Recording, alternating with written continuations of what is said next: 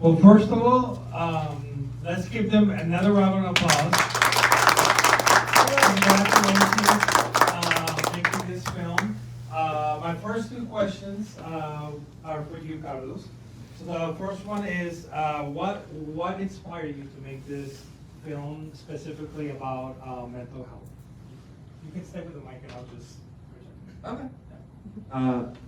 So what inspired me was just the fact that there's a lot of movies out there with therapy scenes that, I don't know, it just doesn't feel real to me. Problems get resolved way too easily. I feel like there's just not enough pushback from people, because I feel like the feeling one has when they're like, let me talk to someone about this, there's some people that apprehensive about it and they don't really want to share too much. So I feel like in a lot of movies, it's like the generic notepad therapist, and that's taking down notes, and then the person is, what are you writing down? So I feel like I wanted to do something more realistic to me, because especially in the Latino community, there's a lot of people that are not really that open to therapy. So I feel like if they did go to a therapist, there would be more pushback, more internal monologue, instead of them telling the therapist how they're actually feeling. So that's what inspired me, was just that I just wanted to make something that came from what I think is... That was more real. Yes, exactly. Realistic. But did you feel that, because it was very raw, that the ending of it was the reality of what somebody goes through really in therapy? Yeah, I mean, I just wanted to focus in on the fact that this person is alone. There's no one there until we snap back into reality and the therapist is right across from her. And even when that ends, she's still alone and sad. And even though that's depressing, that's the reality. Things don't get resolved in the first session. Things evolve, and you have to grow from there and keep going. And I just feel like I just wanted to speak a little honestly about that. And tell us about the casting of Jovita and Raquel.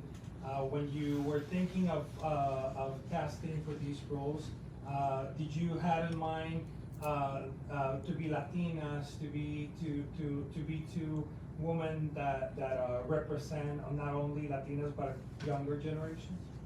So originally, from the beginning, it was gonna be Latinos. Of course, my whole plan was, once I got this done, I wanted to show it here in the Mexican Consulate and have it about mental issues, because it's another thing Latinos don't really talk about, and I think it's really cool having something here that talks about that. And originally, actually, I was gonna play Raquel's role, and a friend was gonna play the therapist. But when I saw Jovita's reel and Raquel's self-tapes, they right away, I saw the characters in them. Like, there was no second thought. It was right away. I didn't even ask them to audition. I saw their reels and I asked them if they wanted to be a part of this, because it's one of those things where I just looked at them and I saw the characters. Okay. Jovita, for you, most of the film you're not on screen. So tell me about the challenge of acting with just your voice and trying to project that, because you have a big role, but a role that it's just mainly just by talking.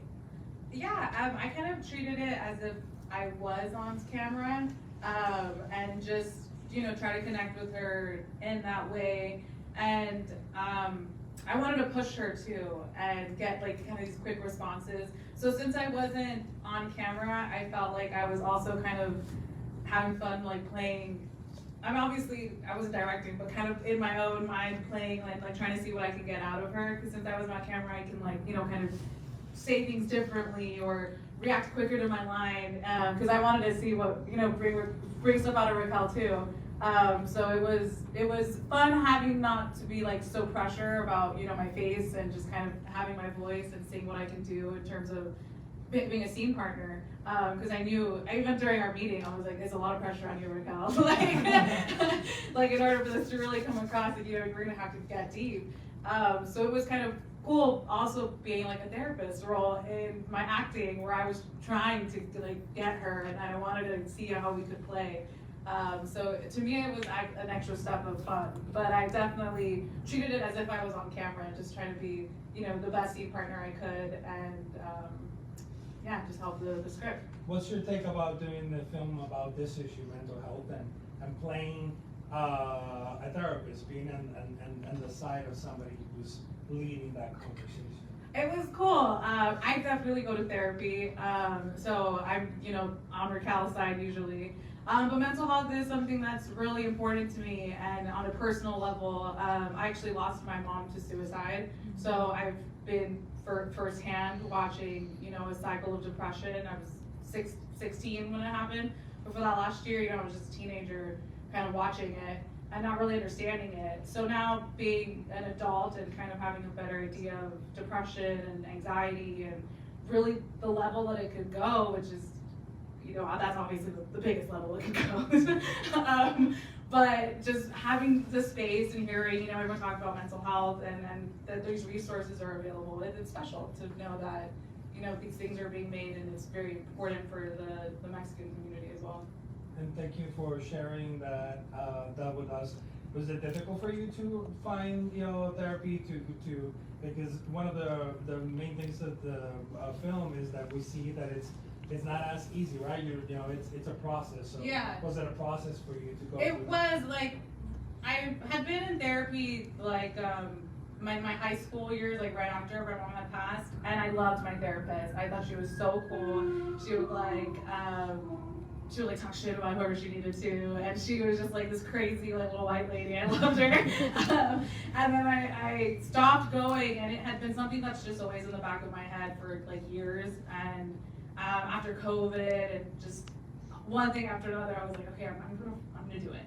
And and I would always look it up, and I would like look. I was like, oh, this is too hard to find a provider. Like, this is too hard. It's too difficult. And I would just give up. Like, I feel like part of the hardest part of getting into therapy is just doing it, like getting a therapist, doing the work to find someone that's in your network for, you know, your insurance. And then like my insurance plan, like all of a sudden made it really easy to find a therapist that was in network. And then like in the day I found her, and it's virtual. And what I liked about her was that she was like, you know, I might not be for you, like, or you might not be for me. It's gonna take a couple of sessions for us to really decide if this is what we want to do. And I've been with her for the last couple months, and I love it. So I'm very thankful that I'm in it, and it's like my little hour where I, you know, can vent about some stupid stuff or vent about like some really heavy things, and it's good. Well, thank you so much for sharing. And I know we're gonna keep talking about talking and with you sharing that, I want to ask Mario a question about specifically about finding a therapist, and what should we look for in finding a therapist. I think Jovita just shared a lot of good insight, but what do you suggest that when we're looking for a therapist, what should we look for? Well, the first thing is that if you can find a therapist that is covered by your insurance, that way you can pay like a less amount of money. The second thing, you want a therapist who connects with you, and you feel like you're gonna trust this guy or this woman. I will advise everyone to schedule a free 15-minute consultation with them, and ask all the questions that you have about therapy, and tell them all your fears, about all your worries about participating in therapy. And if there's something that feels like icky to you with this therapist, just find another one. Like, finding a therapist is like hiring a coach or a consultant. You need to have a connection. So my advice would be like, just try different therapists. A therapist will not take offense if you have therapy 2 sessions and then you go to another therapist. But you need someone that you trust. If you can, someone that looks like you and understand your culture, that would be like a plus. Going back to the film, Carlos, what was the most difficult part about writing a film about mental health? Did you read up? Did you try to prepare? Did you just base it on what your experience was, or the expectation of what you think a session or something looks like. Tell us more about your process of coming up with the actual script. Yeah, so when I started writing, again, I knew right away I didn't want to do the same cookie cutter stuff. And a lot of what I wrote, I based it off of when I actually lived with Mario for 6 months, and he would come and tell me about his experience at work and how he felt on his end, and just more about how he manages certain things. And I gravitated towards that, but at first I just let everything out in the script, and then I sent it to Mario so he could tell me, no, we don't do this, we don't do that. So it was a lot of different drafts and sending them back to him, and him telling me what works and what doesn't work. And yeah, I think just having him on my side really helped a lot. Because I also didn't want to make something where it gives you answers and it tells you this is how you're supposed to feel. I just wanted to open questions and have people ask and open a conversation about mental health. Jovita, how was it working with Carlos and him directing this film for both of you and Raquel? It was cool. You could tell he was very passionate about it, and he was very, I think, patient in some ways too, and with not only just the actors, but the crew setting everything up and trying to. The way he talked to the camera guy was very sweet. It was like a team. You could tell that they were all friends and that they worked really fast too. I remember I was like, we're really gonna shoot this in however many hours. This could be a script that could take 2 days if on another set or whatever. We worked super quick. I think the whole movie was shot in 6 hours. And that was with us starting an hour late. So, so it was cool, and it was fun just getting to know him too. We had our first meeting, and we heard about his YouTube channel. And yeah, he was cool to work with and just fun. And it was a very laid back experience, and he was willing to work however he needed to, whether it was adjusting with his crew or his actors. So yeah, it was good. I feel like he has a very bright future ahead of him with film. I agree 100%. Tell us about Carlos. I think I catched a few details of the film, but behind the actors, in front, you go from changing black and white to doing color. Can you share a little bit more of the significant meaning of what the whole ambience of the scene looks like? I think it's a film that you can watch it and watch it and watch it and then learn something from it. But is there something that you want to share with us about the details that you put into it? Yeah. So when I talked to Jovita, Raquel, the way I would describe it was the black and white parts is what Raquel's character Alex is feeling on the inside, and the parts in color is her actual conversation with the therapist, which is why I decided to also go black and white, because I feel like they're in our head, our emotions are more raw, our thoughts are more truthful, there's less layers to how we think, and it's more straightforward. But when we interpret it to the exterior, our real life, there's more layers to it. So that's why Raquel has a jacket on, she's holding a pillow, there's a bunch of other changes, the colors there, because there's more layers hiding the raw emotions you're feeling on the inside. So that's the significance of the black and white and the color. Okay, that's good. Jovita, as a Latina actor, how important is it for you to see more roles like this in movies and short films being made of all both of you and Carlos of Latinos? Yeah, I think it's really important. Obviously, it almost seems like certain roles are already typecast too. I don't think I've ever seen a Latina therapist in any of these movie scenes. It's usually this kooky white lady or this really straight serious guy. It's not really ever played by. I feel like people just don't see us as like being smart therapists. So it's cool that these roles are, yeah, you made a role like this. And of course, being on like an all Latino cast, or even like a crew with that many Latinos is rare. And it's really cool. And I hope that this type of stuff keeps, you know, happening in these bigger projects and on these feature films, where instead of just having, you know, one token Latino, or, you know, one token any other person of color, where there's multiple. Because I mean, we see like all these shows on TV, it's like the Goldbergs, the Gregorys or whatever, and it's just like an all white cast.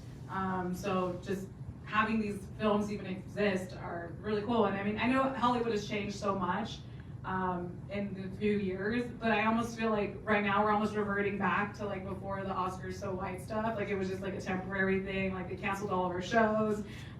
So hopefully it just is all up from here and these roles keep coming, because it is very rare, especially with what, you know, Hollywood thinks that Latinos could play. And I ask you the same question. And moving forward, is that something you envision of really seeing more roles casted in your films with full length? Yeah, when I think of casting, I don't even think of any other type of group other than Latino, because I mean, I'm Latino, and I feel like the stories I tell are from a perspective of a Latino, and I don't see why I would have someone else represent my stories if I can't see myself in them. So yeah, I moving forward, that's Latinos is who I want to work with. I mean, I feel like Latinos are also like one of the most honest people, and that's really helpful when you're working on a film, because you want to hear their feedback as well. You just don't want to hear, that was a good take, good job. I want to hear some actual feedback, and I mean, I think Latinos are known to have pretty constructive criticism. See, that's a stereotype. It is not. It is not a stereotype.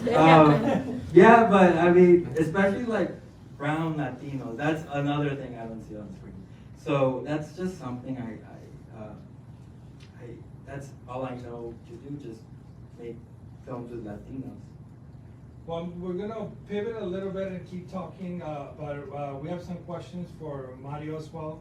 And going to the topic is specifically about mental health, and talking about Latinos, Mario, how difficult is it, do you see, for Latinos to seek mental health or assistance or therapy, or even think about reaching out to somebody? I think like three layers of difficulty. Like the first one is the money. Like not everyone has insurance or enough money to pay for a therapist. The other one is like for immigrants, we don't know how the systems work here in the United States. And sometimes there's therapy that is not as expensive. It's coming from a nonprofit, but we may not know how to access that. And the third one is if we are coming from a family that don't go to therapy, and they actually don't like therapy, and they're telling you like, well, no, you don't have any mental health challenge. As a proco, or you're not, or you should just like pray, or you should like, go and talk to your mom. That will be very difficult for someone to kind of like break that pattern. And sometimes even when there's generational trauma, like a lot of mental health challenges look like family culture. This is how my family works things out. So sometimes you don't even know that you need therapy. So all of that together makes it difficult. So tell us a little bit more about generational trauma and what that means. So what exactly does it mean for those of us that don't know? And how do you find out about what your generational trauma is? But I think like we start, like all of us, when we start, like maybe we become like 18-year-olds or 24, in that period of life, we start asking questions about our family, right? And we start asking questions like, Mom, how do you came to the United States? Or grandparents, like, how was your marriage? And that's when we start like finding out like, oh, there are some things in my family that people don't talk about. So that's when you start like finding little things, little secrets in your family, and that then you start realizing, okay, that's something that influences how I behave. And sometimes I feel like my trauma is the same as my mom's trauma or my parents' trauma. So somehow we are, I don't know how to say this in English, like inheriting. Yo en español. Lo heredas, lo heredas, y sometimes it's very difficult to separate the trauma that you experience yourself from the trauma that you're carrying from your family. It's like a little bowl. So I don't know if I answered your question. You did. Te voy a preguntar en español también, ¿cómo cuando tienes el trauma generacional, hasta qué edad, por ejemplo, a lo mejor gente más joven lo puede identificar, pero qué tal gente ya mayor que está en 70s, 80, que no sabe lo que significa eso y hay algún punto de la vida donde es muy tarde lidiar con eso o nunca es tarde empezar con eso? Nunca es tarde para ir a terapia y cada edad va a tener un diferente proceso. Por ejemplo, si Jovita y Carlos Fernando van a terapia, es la primera separación de su familia, ¿no? Tienes que entender qué es lo que soy yo, qué es mi personalidad y qué es la personalidad de mi familia. Y es como un desprendimiento muy duro. Pero, por ejemplo, si va alguien de 60, 70 años, entonces vas a empezar a hacer un recuento de toda tu vida y vas a empezar a darte cuenta, ok, esto me pasó, esto no era mío, esto era de mi mamá, esto es de mi familia. Vas a hacer como un recuento, como un resumen de toda tu vida y vas a procesar todo eso. Todo el mundo puede ir a terapia, se va a ver diferente, va a ser diferente la experiencia. ¿Encuentras que hoy en día las generaciones más jóvenes están más conscientes de terapia o no sigue siendo un reto el llegar a conseguir ayuda? Yo creo que están más conscientes, tienen menos estigma, porque cuando yo veo muchos jóvenes de 18 a 24 años y ellos, yo vengo a terapia, a veces vengo a escondidas de mis papás, ni siquiera les voy a contar. Creo que ellos no tienen el estigma, a veces la dificultad viene de que viven con sus papás. Muchos jóvenes que son generación Z viven con sus papás todavía. Entonces dependen de ellos de una manera, de su seguridad, y tienen que buscar maneras de ir a terapia escondidas. Entonces esa es la dificultad, lo económico, pero no tanto el estigma en las nuevas generaciones. Creo que ellos ya vienen con el chip de voy a cuidar de mi salud mental. Y para la gente que tiene pena, que a veces tal vez le dé pena hablar con alguien, ser vulnerable, explicar como lo vimos en la película, las emociones por las que atravesaba Raquel, es un momento muy vulnerable. Entonces, ¿qué le puedes decir para la gente que tal vez se siente no motivada porque tiene miedo? Pues lo que les puedo decir es que si van con un terapeuta entrenado, que haya estudiado aquí, que tenga una licenciatura o una maestría, un terapeuta no los va a empujar a que se expresen antes de que ustedes estén listos. Nunca les va a decir, tienes que contarme toda tu vida. Al contrario, los va a esperar, va a ser paciente y los va a ayudar poco a poco a que tengan confianza. Entonces, ir a terapia no significa que tienes que llorar. A veces sí se llora mucho, pero no siempre. A veces te ríes, a veces chismeas, a veces es diferente con cualquier terapeuta. Entonces, no siempre es ser tan vulnerable en terapia. Cuando se necesita, se hace, pero cuando tú estás listo. No sé si eso ayuda. No los van a empujar a llorar, pero no quieran. Pero si quieren llorar, Pero si quieren llorar, ahí es el lugar perfecto. Jovita, para ti que estabas viendo en primera persona a Raquel, ¿fue difícil ver las emociones por las que estaba atravesando? Was it difficult for you to see the emotions that Raquel was going through, and maybe really resembling what a therapist sees day to day? Not really. I think just because I do some pretty intense scenes like every week with my acting class, where everyone's like crying or like on the ground and stuff. So it's something that I'm used to, seeing my scene partners, you know, have emotions like that. If anything, I kind of just like, I wanted to like almost make her cry at some point. I was like, I was ready to make her like get super dark if we could. So no, it wasn't anything like that. Especially because, you know, I'm kind of like a dick at the beginning. Like, that's just, I sorry to say dick here. Like I'm not like, you know, the sweet therapist at the end. Like, you know, I have like a tone with her, and I'm kind of have like this attitude. So it was kind of fun leaning into that, and I was ready to keep going harder, like if we could, like, in terms of her emotions. So no, I think it's so beautiful being able to do that when it comes to acting. So, you know, getting raw like that is kind of exciting for me. And now I ask the real therapist here, is it difficult for you to see those emotions and say in these movie? Do you think that resembles sometimes the reality of what you see in therapy? And I know you said not everybody, because sometimes it's, you know, people have their process, but I'm sure some people do break down and go through those moments. It was very eye-opening to see the film, because that's what Carlos Fernando is in Carlos Fernando's mind, and also gives me like another perspective of the therapy experience. So for me, watching that was, oh my god, like when I'm doing therapy, I'm very focused on like staying present, listening, like what interventions I'm gonna use. So I'm busy, right? We're busy. And watching the movie is like, oh my god, I'm not busy, I can pay attention to the other stuff.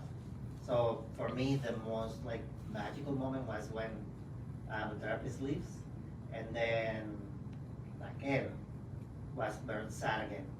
So that for me, that was very humbling. Like, okay, this happened. Like they're with you an hour, and then you leave and you go back to the same thing. So I think for me, it was not difficult. It was actually very helpful to see the other perspective. Is mental health a topic that you think you want to keep tackling and learning more about to make other films? And I think all films have an element of mental health, right? But not so in depth like you did in this short film. Is it something that you want to keep exploring in your future projects? Yeah, definitely. Every idea I have has something to do with what is going on in our heads, and why do we think the way we think, why do we act the way we act. It's a lot of like internal battles instead of the external battles. And yeah, I mean, I've asked Mario more information about a different topic. You haven't gone back to me yet. About a different topic, about how we process change and all of that. So yes, I would love to learn more about mental health, because it's something that I just can't get rid of. Every time I think of an idea, every time I write, it's always there, and I feel like there's a lot more to learn, because we're really weird people. There's a lot going on in our heads, and I feel like there's a lot to explore there and to try to understand or raise questions about. What's your proudest moment about this film? That it was made. Yeah, I mean, this is the first step. I mean, the fact that all of you guys, todos ustedes están aquí, me hace muy contento, porque de verdad demuestra cuánto apoyo tienen para mí, para los latinos, para el cine.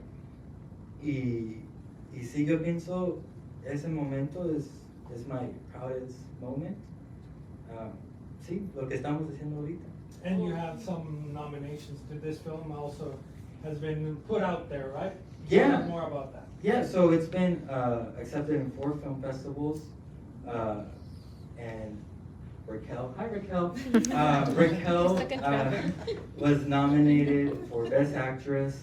So far, we've, I think, two of the film festivals were semi-finalists at, and yeah, there's more I submitted to, but still no response. But yeah, it's starting its film festival journey, or way you want to call it.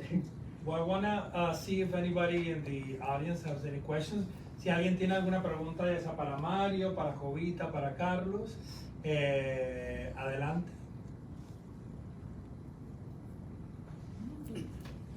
Te felicito, Carlos, es muy impresionante. Entiendo que tu objetivo, o uno de tus objetivos importantísimos, es que fuera latino. Tuviste la genialidad de tocar un tema universal. O sea, fue todo el tiempo, esta película se puede presentar en cualquier lugar del mundo, en todos los idiomas, y todos vamos a entender lo que, a ver, lo que cada uno interprete, pero saber, o sea, es un tema de todos, ¿no? Desde el punto de vista, si quiere, no le encuentro el punto de vista latino, excepto que sí, los personajes son latinos, tú eres latino, pero tocaste un tema increíblemente universal, es de todos, y de manera realmente, bueno, está el psicoterapeuta que es especialista, pero hasta el último momento pensé que era solo ella. O sea, que podía ser un momento psicótico en donde ella cambiaba, ¿verdad? Y nos dices ahora que tú nunca has tomado terapia. No. Pues es increíble. O sea, realmente es algo increíble. Te felicito enormemente. Hay un toque absolutamente genial. Pues, Gracias. Me ayudó mucho.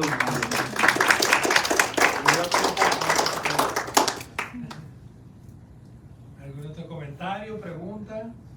Pues yo Sin te pena. felicito, Carlos, porque nunca me imaginé que a mi corta edad pudiera necesitar una ayuda. Nunca me lo imaginé. Me has abierto los ojos. Y qué bueno, te doy gracias. Oh,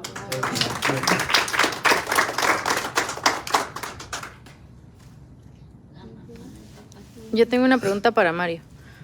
Mario, ¿cómo tú tratas a un paciente que de su casa tiene cierto rechazo hacia la terapia, como habías mencionado?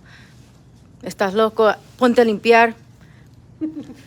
Limpia, no estás traumada, estás huevona. ¿Cuál depresión? Agarra una escoba y ponte a limpiar. ¿Cómo tú manejas eso?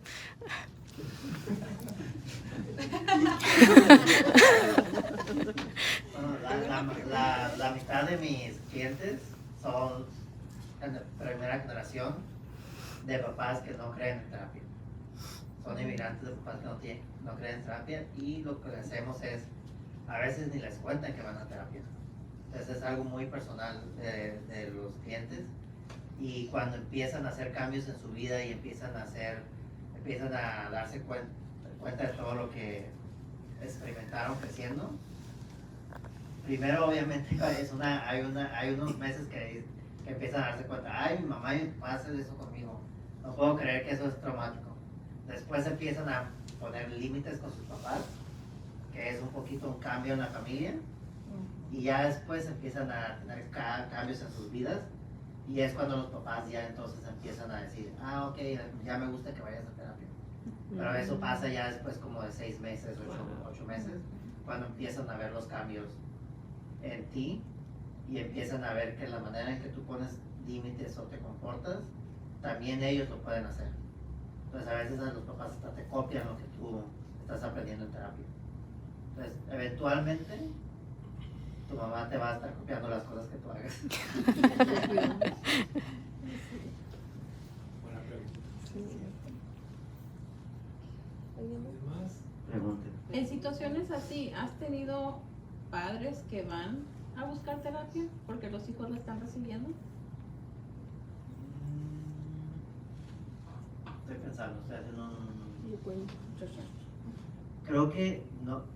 He escuchado que algunos de mis clientes me dicen, ay, mi mamá empezó a ir a terapia también. Después de que ven el cambio en los hijos, empiezan a platicar, empiezan a tener esas conversaciones de cómo fue que te viniste para acá, cómo fue tu matrimonio, qué traumas has vivido tú. Y como se hace una plática más abierta, entonces ellos a veces se animan. para ir a terapia. No siempre, pero a veces sí. Como conversaciones como esta, hace que gente empiece a considerar, a lo mejor yo puedo ir, a lo mejor no es tan raro como pensé. Y si tienes una mala experiencia con un terapeuta, o sea, está bien saber que, o sea, en qué punto, porque puede ser también eso discouraging, que vayas con alguien y realmente no te sientas cómodo. Sí, es que tenemos la idea de que no hay muchos terapeutas. Tenemos la idea de que a donde vayas, no somos, porque somos como doctores, ¿no? Hay la idea de que voy a ir al doctor y el doctor que me toque, ese me tengo que quedar.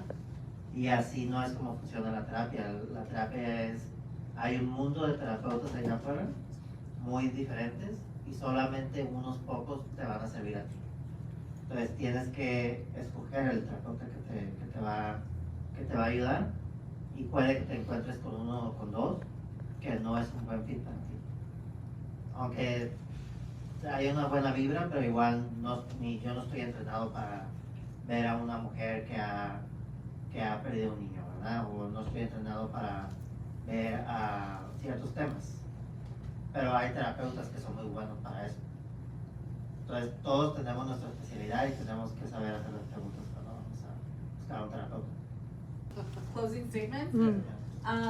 Well, thank you guys all for coming. I think it's so sweet how much support he has from his family, and I feel like that's really going to be what helps him with his career. A lot of people creating content here don't have that type of support, so I think it's really sweet that you guys are all here for him. So keep that up. And yeah, I mean, we all have some shit, so everyone go to therapy in here, because we can all use it. It's never too late.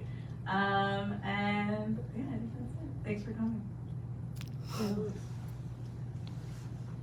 Vayan a terapia, trátenlo una vez en su vida. Y si ustedes ya van a terapia, cuéntenselo a sus amigos, cuéntenselo a sus papás, hermanos. En el momento en que cuenten su experiencia, van a hacer que esto sea que les dé menos miedo ir a terapia. Ya, gracias por hacer sus preguntas y por estar aquí.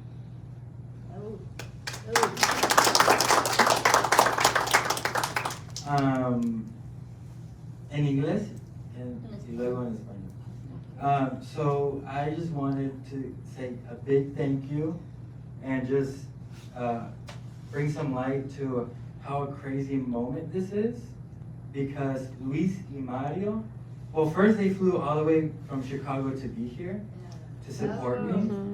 And not only that, but he's really modest, but right now he's the vice president of the United States. No, he's the vice president of Univision in Chicago. And I know it's been a crazy journey to get there. And the fact that he's moderating the start of my journey is just like a crazy full circle moment. Not only that, but I lived with them for 6 months to get here in Los Angeles.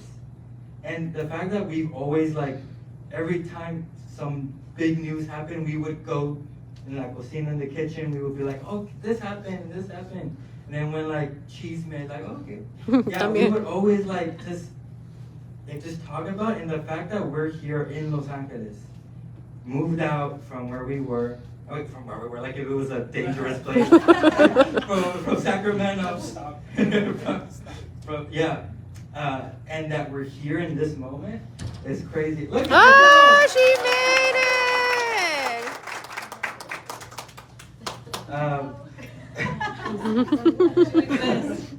She's real. She's not CG. So just the fact that, like, they're here, and after the 6 months of building up to this, to me moving here and making stuff like that, it's just, you have no idea how happy I am to have them right here. Ahora en español. Desde cuando estaba chiquillo. Nomás quería decir qué padre momento es que ahorita Luis, como muchos saben, es vicepresidente de Univision en Chicago.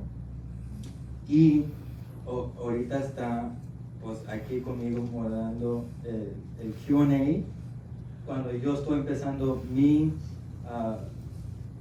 carrera en cine y ya pues los que los conocen saben cuánto batalló para estar donde está ahorita. Entonces, donde está ahorita, el comienzo de mío es como algo como bien padre. Y pues muchos saben que yo viví con Luis y Mario en Sacramento por 6 meses y el razón que estaba ahí con ellos era para ir aquí a Los Ángeles. Y ahora que los tengo aquí conmigo, aquí es algo que me hace muy contento. So, yeah. Before I do any closing arguments, because Closing argument. I want to just ask some questions at Raquel. Me pasaselo, Raquel. Raquel, first of all, I know it was traumatic to find parking. So talk about the trauma finding parking first. It was horrible. But congratulations, you did an amazing job. We just watched the film. Tell us of how difficult it was to go through that roller coaster of emotions. You probably come with a roller coaster of emotions right now. But how difficult it was for you to do a role like that with just so many highs and lows and in 9 minutes. It was honestly very, I don't want to say, oh, it was easy or like, oh, it was hard. It was like, I just connected really to like my experiences because I've had some stuff like happen to me like in the past that have like brought me down to those like lowest moments in my life. So I don't want to say like I was like method acting in a sense, but I was like more of like, let me just feel what I felt in those moments and then let me use that to reconnect with this character Alex. And there were moments that like it was kind of hard like to get really into it just because it just affected me like a lot, just connecting like how she felt. But I'm really glad that like I tried to do my best to portray Alex the way how I did. So yeah. Did you, we were just talking all about mental health and have a discussion. Is this topic something that hit close to home or something that that you find it relatable? Yeah, definitely. I struggle a lot with just like my appearance and like making sure I look good and like making sure, I don't want to say I'm a people pleaser, but I tend to be a people pleaser. So it's like with her, like with Alex trying to, you know, connect to reality, it was like kind of like how I felt, especially like during college. I was just trying to connect. I've had like, they say college is like your highest moments, like go to parties, hang out with friends. Those moments were honestly like one of my lowest moments. Like those moments itself, like I truly did feel alone in this world. But I mean, like it did hit home 100%, like home run, like all that. But yeah. And how was it to work with Jovita and being directed by Carlos? They both are amazing. They're really cool. Carlos has a really great apartment, you guys. Like, like when I walked in, it was like all like, it was like yellow colors. I was like, I love this. Like whoever interior designed this, I love it. Mom. He was like, was my mom? Yes, I love it. But Jovitas are really great on here too. Like 100% amazing. Like I'm really glad like I met her and my partner with you. Like Yeah, obviously you watched the film where we were talking to Jovita that she's most of the time it's just her voice, but I'm sure she was telling us that she was looking at you the whole time and trying to push you to get that out of you. How was that experience? She pushed me to my limit, like, because it's like, you don't see it, but like, we were like connected, like, so the way how like when she would say her lines, it wasn't as if she was saying her lines, it was like she was saying it directly like to me. So we've definitely had our moments like in the film where I was like, oh, dang, I'm like, we're just playing characters. Well, I want to thank all 4 of you and to thank everybody for this time. Just to wrap it up, I'm just very proud of Carlos. I think I couldn't agree with him more. This is a full circle moment. I've seen him since he was little, and I've seen him all his dreams and how I'm gonna say it in Spanish. No he visto qué tan tenaz ha sido y tan dedicado para conseguir este sueño. Y el hecho que vivimos los 6 meses y ver lo disciplinado que es, lo dedicado que es, lo enfocado que está, estoy seguro que este es el inicio de una gran carrera y vamos a estar viéndolo todos juntos en muchos otros lugares. Congratulations, I'm so proud of you.